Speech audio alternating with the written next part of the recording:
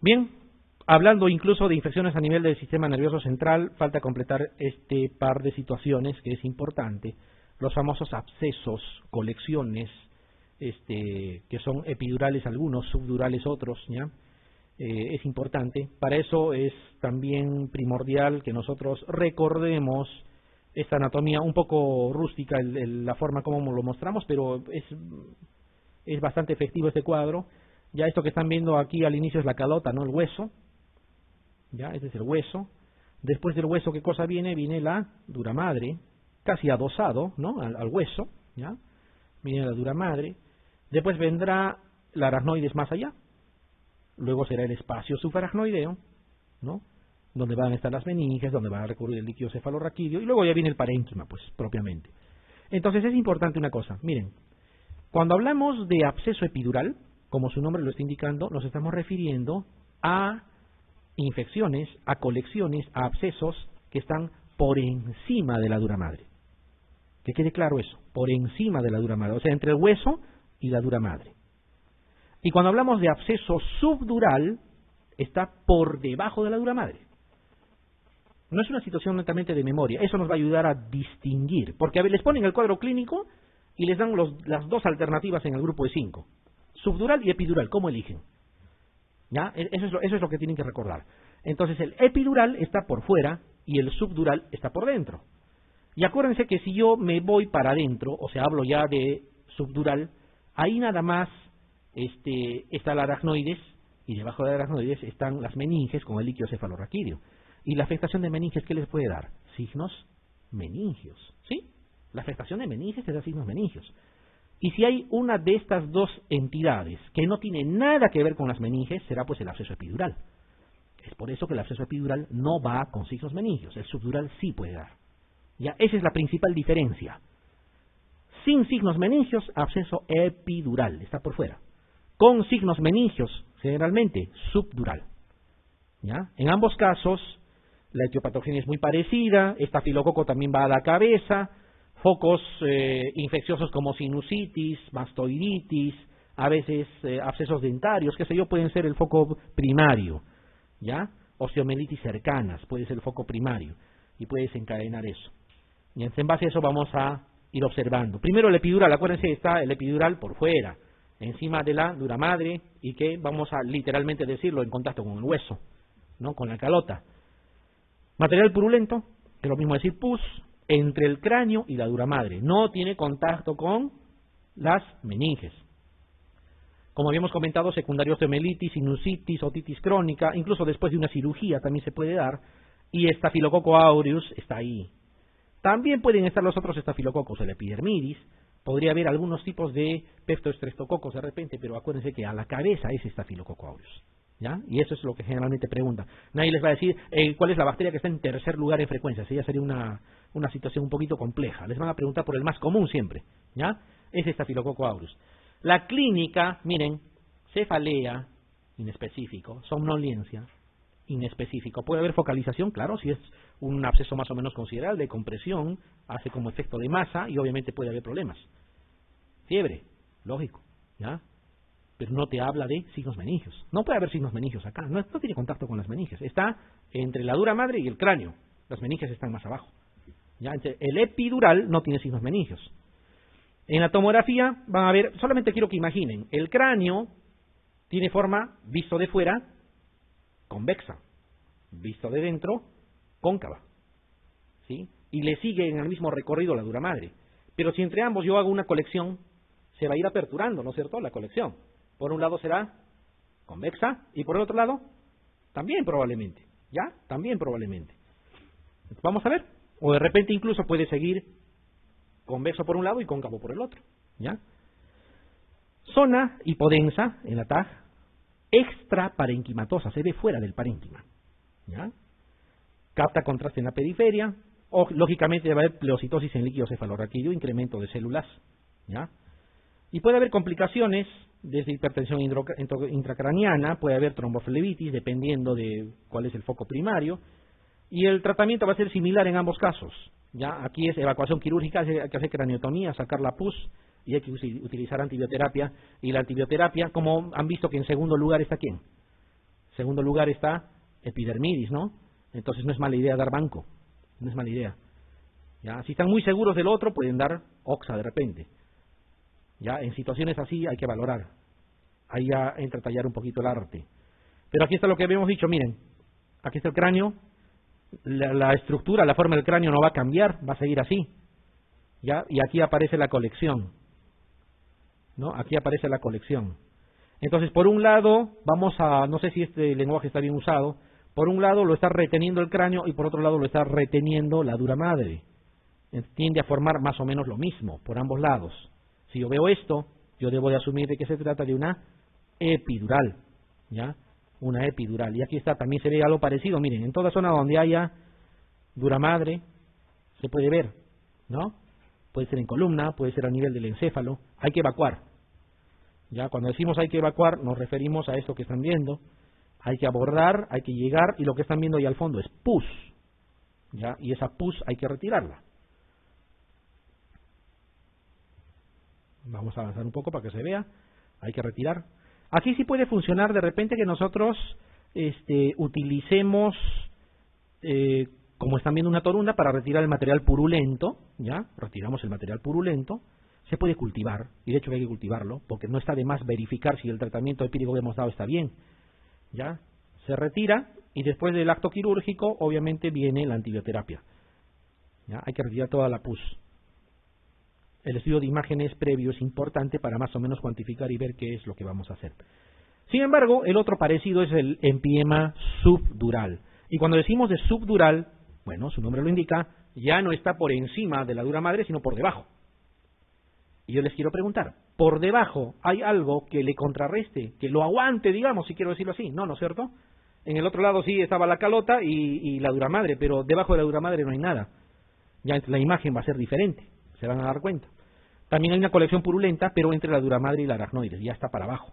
Estafilococo aureus, otra vez. ¿Ya? Si está entre la dura madre y la aracnoides, ¿después qué viene? El espacio subaracnoideo. En el espacio subaracnoideo está el líquido cefalorraquídeo y están las meninges. Entonces hay contacto con las meninges, de alguna manera. Miren la clínica. En lo demás se puede parecer cefalea, pero ya tiene signos meningios. ¿Dónde? En la subdural. En la epidural, nada. ¿Ya? En la epidural, nada. Esa es la diferencia. Puede haber focalidad, crisis epiléptica como resultado de lo anterior, ¿no? Deterioro del nivel de conciencia, etcétera. La terapia también es coberturando estafilococo. En la TAG, una hipodensidad ya no será extra, sino intraparenquimal. Puede haber efecto de masa, realza contraste. El tratamiento también es quirúrgico, hay que dar antibioterapia sistémica, similar a lo anterior. La diferencia está en la clínica. ¿Ya? La diferencia está en la clínica. Entonces, miren, fíjense lo que se observa aquí, lo que estoy señalando, esto que está en el lado izquierdo. Fíjense, un lado mantendrá su convexidad, ¿sí? Mantiene su convexidad. Pero aquí no se forma otro aspecto convexo. Aquí lo que se forma es una situación más o menos cóncava, o sea, convexo por un lado y cóncavo por el otro. Lógicamente acá no hay calota, acá tampoco hay dura madre que le pueda permitir esa formación. ¿Ya? Entonces, ¿qué se hace? Esto es un subdural. ¿Ya? Acá tiene que haber signos meningios, en el otro no. Esto obviamente es anatomía patológica, miren, material purulento, pus se encuentra ahí. ¿Ya? Hay veces personas que fallecen solo con cefalea, no se evalúa bien los signos meningios y en la anatomía patológica se encuentra.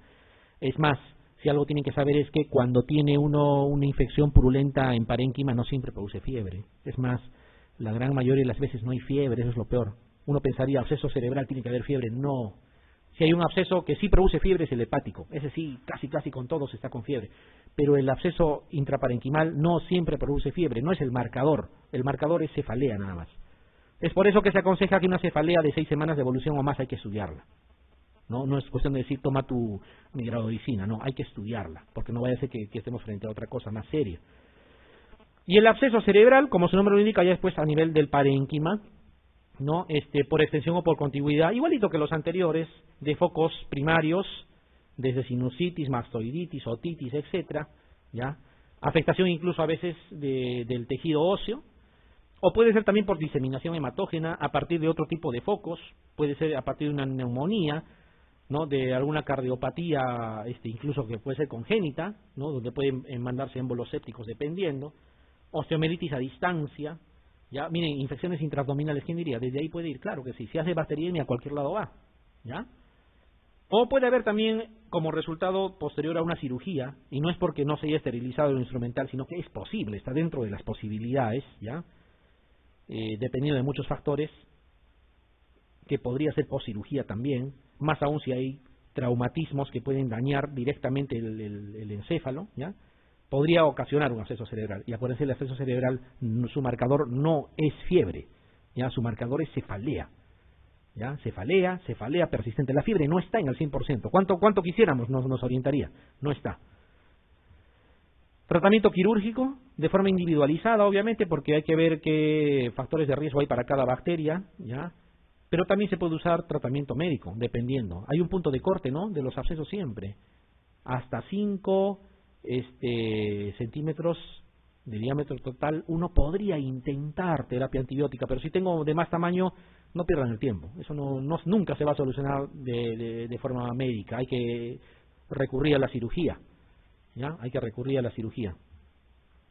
Entonces, miren, esta es una imagen de absceso. Post-mortem, obviamente, esto es lo mismo. Un absceso tiene la característica que también te puede captar contraste en anillo, ¿ya? También te puede captar contraste en anillo. Y el marcador clínico es cefalea, no es fiebre. Ahora vamos a ver. Miren cómo vamos a ir descartando las posibilidades. Acá dice paciente con historia de sinusitis crónica, ¿ya? Importante, antecedentes, sinusitis crónica. Aqueja cefalea de una semana de evolución con signos meningios en las últimas 24 horas. La TAC cerebral, miren, hasta ahí que podrían pensar. Si yo tengo un paciente con cefalea y signos meningios y fiebre, qué sé yo, ya esto es meningitis. Hasta ahí es meningitis, ¿sí? ¿Estamos de acuerdo? Lo más común. Pero le toman una TAC y muestra hipodensidad intraparenquimal. Si fuera extraparenquimal sería epidural, y la epidural no te produce signos meningios. Es intraparenquimal, ¿ya?, con signos meningios. ¿Qué podría ser? Subdural. Alguien me dirá, pero intraparenquimal también es el absceso, pero el absceso no te produce signos meningios, porque el absceso está dentro, no está en contacto con las meningios. Dice, con leve efecto de masa, captadora de contraste, usted diagnosticará y nos dan las alternativas. Dice, absceso cerebral, ¿ya?, empiema subdural, empiema epidural, meningitis bacteriana, ventriculitis. Si uno lo lee así rapidito, podría pensar que podría ser una meningitis, ya, pero en la meningitis no tenemos esa colección ahí adentro, ¿no? Y una colección intraparenquimal o es absceso o es empiema subdural. Y la diferencia está que justamente hay signos meningios, ¿ya? Entonces la respuesta sería empiema subdural. Fíjense que si eso no lo tenemos en cuenta, esto nos puede confundir. No podemos estar 100% seguros qué marcar, pero por ahí va la cosa, ¿ya? Entonces, paciente con antecedente de sinusitis, paciente con antecedente de petrocitis, mastoiditis, otitis, qué sé yo, ¿ya? Un foco infeccioso, bacteriano, que después hace colecciones intraparenquimales, o incluso podría ser extraparenquimales, dependiendo, ¿ya? Importante valorar signos meningios, para poder definir más o menos cuál es. Por lo menos para ponerle nombre y apellido al cuadro infeccioso. Al final el procedimiento va a ser parecido, va a ser evacuar y va a ser dar terapia antibiótica, ¿ya? Los signos meningios es mandatorio, ¿ya? Si tienes signos meningios es subdural, si no la tienes epidural, ¿ya? Eso tienen que tenerlo en cuenta. Alguien me dirá, yo he visto un caso de un subdural que tenía signos meningios. Sí, es posible, pues. Ya hemos dicho, en medicina todo es posible, ¿ya? Pero lo más clásico, lo más común, lo más parametrado es lo que estamos conversando. Y eso es lo que les pueden preguntar. Varón de 45 años, sin antecedentes de importancia, en el que se diagnostica absceso cerebral. O sea, ya tiene diagnóstico de absceso cerebral. De entre los siguientes, ¿qué régimen de antibioterapia elegiría usted previo a la cirugía? Significa entonces que de repente es un absceso que supera las dimensiones permitidas para intentar tratamiento médico. Pero no significa que como es quirúrgico lo dejo así y espero la cirugía. No, hay que empezar el tratamiento, ¿no? Empíricamente. Dice empírico porque no hemos punzado para cultivar. Además, ¿habría algún sentido punzar un absceso cerebral solo para cultivar? No, habría que evacuar, ¿no es cierto? Por eso dice empírico. Acá dice metronidazol, dice ceftriaxona más amicacina, cloranfenicol más ceftriaxona, metronidazol más cefotaxima, penicilina G más clindamicina. ¿Qué elegirían de lo que está acá? No hemos hablado de las posibilidades, pero acuérdense, ¿el absceso de dónde podía venir? Puede venir de pielonefritis, de foco abdominal, puede venir de una endocarditis, puede venir de varios lados. Y si una de las posibilidades es abdomen, hay que pensar en anaerobios también, ¿ya? Pero también pueden estar gram negativos y gram positivos. Entonces hay que dar una cobertura más o menos que coberture todo, ¿ya? Metronidazol solamente nos cubre anaerobios, pero estaríamos dejando lo demás. Ceftriaxona está interesante, pero amicacina estarían dando por gusto, no llega, ¿no? No llega. Acá dice cloranfenicol y ceftriaxona. ¿Qué me dicen de esta combinación? A ver, a manera de repasar lo que ya hemos conversado alguna vez. La ceftriaxona es un beta-lactámico, es bactericida y actúa a nivel de pared, pero ¿qué hace? Inhibe la síntesis de pared. Y para eso las bacterias tienen que hacer síntesis de pared, o sea, tienen que estar en replicación. Si no replican, no funciona la ceftriaxona. ¿Y qué hace el cloranfenicol? Actúa sobre 50S y es bacteriostático. O sea, justamente inhibe la replicación bacteriana. O sea, si yo le doy cloranfenicol, inhibo la replicación de las bacterias y la ceftriaxona no funciona. Porque la ceftriaxona necesita que estén replicando. Entonces es una combinación iatrogénica. Nunca se hace esa combinación de bacteriostático con bactericida usando un beta-lactámico. Quizá en otras circunstancias. El otro dice metronidazol más cefotaxima, que sí parece lógico, ¿no es cierto? Y otro dice penicilina G más clinda, que también podría en algún momento funcionar. ¿Cuál de los dos van a elegir? La D, por supuesto. ¿Ya? ¿Y por qué no podría ser penicilina G más clinda? Bueno, penicilina G también podría funcionar, pero acuérdense que el estafilococo, si está ahí, ya la penicilina G no sirve. ¿Ya? Y clindamicina es bacteriostático. Siempre hay que usar bactericida para infecciones serias. ¿Ya? En cambio, metronidazol es bactericida.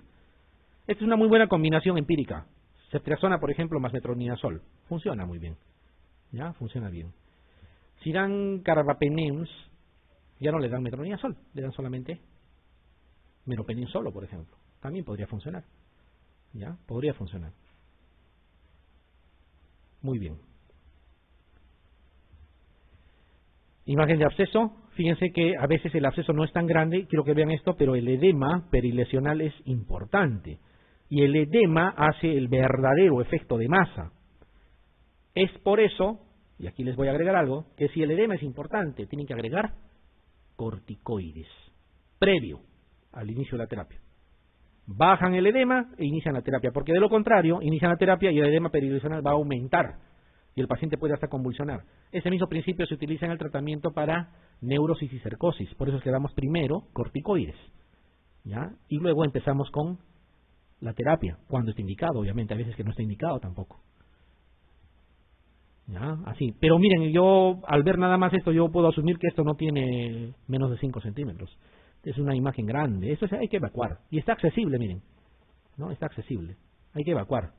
Porque si el tamaño es considerable, supera ese punto de corte, no. Es más, yo les diría, si se acerca mucho a ese punto de corte, tampoco intenten terapia médica. Pero si yo veo de 1 centímetro, veo de 0,5, varias lesiones, sí puedo intentar terapia antibiótica. Y una terapia antibiótica correcta lo va a eliminar, ¿no? Siempre cuidando el edema perilesional, ¿no? Que generalmente con corticoides vamos a mejorar. Y aquí está lo que les decía, miren, en situaciones de absceso cerebral, ¿no? La cefalea es lo que más tenemos, ¿ya? Miren la fiebre, máximo en la mitad de los casos, no hay más, máximo en la mitad de los casos. Entonces significa que una persona puede estar con pus en el cerebro y no tener fiebre, ¿ya? Pero sí tener cefalea. Entonces, la cefalea es una situación que no hay que dejarla pasar así nada más, ¿ya? Hay que tener cierto cuidado, ¿ya? Hay que tener cierto cuidado, hay que estudiarla, pues. No es mala idea el estudio de imágenes. Bueno, eso era para mostrarles, lógicamente puede haber náuseas, vómitos, papiledema, puede haber algunas otras cosas, pero eso es situación. Esto es para diferenciar que la fiebre no es el marcador clínico principal. En pacientes que sufren de absceso cerebral piógeno, el signo clínico más frecuente de entre los siguientes. Por eso hay que recordar: cefalea, irritabilidad, confusión, fiebre en picos, como que nos invita todavía a marcar eso, porque si dice fiebre en picos, yo digo en picos es de absceso, puedo marcar, ¿no es cierto? Pero cuidado, en absceso cerebral eso no es muy común. Crisis convulsivas, ¿no? Todo esto se puede dar, pero lo mandatorio, hemos dicho, es cefalea, ¿ya? Cefalea es el marcador clínico. No significa que toda cefalea sea sinónimo de absceso, ¿no? Pero sí hay que tomarlo como una posibilidad más. No vaya a ser que sea, ¿ya? ¿Y en quiénes puedo pensar en absceso cerebral? Antecedente de sinusitis crónica, antecedente de foco odontológico, ha tenido un cuadro abdominal post cirugía, ¿no? Que le ha demorado hospitalizado unos cuantos días, o sea, posibilidad de bacteriemia, tengo que pensar algunas cosas. Además, como parte del estudio de cefalea, pues el estudio de imágenes no debe faltar, ¿no? Entonces no es mala idea. Ventriculitis es más o menos lo que hemos comentado, derivaciones ventrículo-peritoneales, generalmente en personas para evitar secuelas importantes como hidrocefalias, ¿ya? A veces permanentes, la gran mayoría de las veces temporales, felizmente, pero mientras están ahí son una puerta de entrada, nos guste o no, por muy correctamente que hayan sido colocados, y la bacteria que más le gusta entrar es Staphylococcus epidermidis. O sea, en general los coagulasa negativos, pero epidermidis a la cabeza. Por lo tanto, la terapia empírica de elección tiene que ser en base a vancomicina. Ahí la oxa no funciona muy bien con los coagulasa negativos. ¿Ya? Damos vancomicina. Si quieren potenciar eso, rifampicina no es mala idea. ¿Ya? Rifampicina no es mala idea. Y ante la sospecha hay que iniciar. ¿Cuál es el principal factor para confundir? Son personas que hacen fiebre. ¿Ya? El problema es de que como han tenido lesión a nivel cerebral, puede haber una fiebre de origen central. Eso es lo que más se confunde. ¿Ya? Tiene fiebre, está con su derivación, le inician vancomicina, está 10 días, 12 días, sigue con fiebre. ¿Ya? Y el error es que decimos de repente es un estafilococo resistente a banco. No, saben que no tenemos ese tipo de estafilococos. ¿Ya? Lo más probable es que no sea infeccioso. ¿Ya? Entonces podría ser fiebre de origen central, por afectación ya hipotalámica, ¿ya? Pero se caracteriza porque la fiebre es alta cuando se trata de eso. Fiebre que bordea 40 permanentemente, ¿no? Ventriculitis entonces, estafilococo coagulasa negativo, epidermidis a la cabeza, terapia con vancomicina. Si es posible hay que remover también el dispositivo o hacer un cambio, si es que es necesario, ¿no? Hay que valorar. Acá también se estudia el líquido cefalorraquídeo, ¿no? Se estudia el líquido cefalorraquídeo, puede ser transcatéter, ¿ya? O también hacer una punción lumbar. ¿Ya? Se estudia el líquido cefalorraquídeo, vamos a encontrar pleocitosis, polimorfo nucleares, todo lo que conocemos. Y el gran puede salir cocos gran positivos en racimo, ¿no? Aseverando de que es estáfilo. Aquí está lo que decimos, pleocitosis siempre a predominio polimorfo nuclear, obvio que va a haber hipoglucorraquia porque es bacteria, y el cultivo la mayoría de las veces sale positivo, aunque demora un poco. ¿Ya? Entonces, ante la sospecha hay que iniciar terapia, pero también hay que hacer los exámenes y corroborar o descartar de acuerdo a los resultados. Siempre los catéteres intraventriculares son un problema, ¿ya? Pero también puede darse cuando hay heridas penetrantes. Una persona que recibe una herida en encéfalo de tipo penetrante, por mucho que lo hayan removido, por mucho que lo hayan tratado, lo mismo el haber curado un absceso puede dejar como secuela, ¿ya? Es una ventriculitis. ¿Ya? Y la TAG no muestra gran cosa, y para los que observan muy bien, bueno, pueden encontrar un refuerzo a nivel del ependimario en general, ¿ya? Que nos podría hablar de ventriculitis. Pero lo mejor es hacer extracción del líquido cefalorraquídeo y hacer el estudio correspondiente. ¿Ya? Antes que hagan todo eso, hay que pensar en coberturar y siempre con terapia antiestafilocócica, epidermidis, hay que pensar en epidermidis. Retirar el cuerpo extraño del ventrículo, dar antibioterapia y, como les digo, corticoides no está de más si es que hay intención de bajar el edema. ¿Y qué corticoide vamos a usar? Porque tenemos un montón. No vayan a usar hidrocortisona, por ejemplo. ¿Ya? La idea es antiinflamar, y así haya corticoides de última generación, el corticoide de mayor efecto antiinflamatorio es dexametasona. Es lo que generalmente usamos. ¿Ya? Dexametasona 0,4 por kilo por día.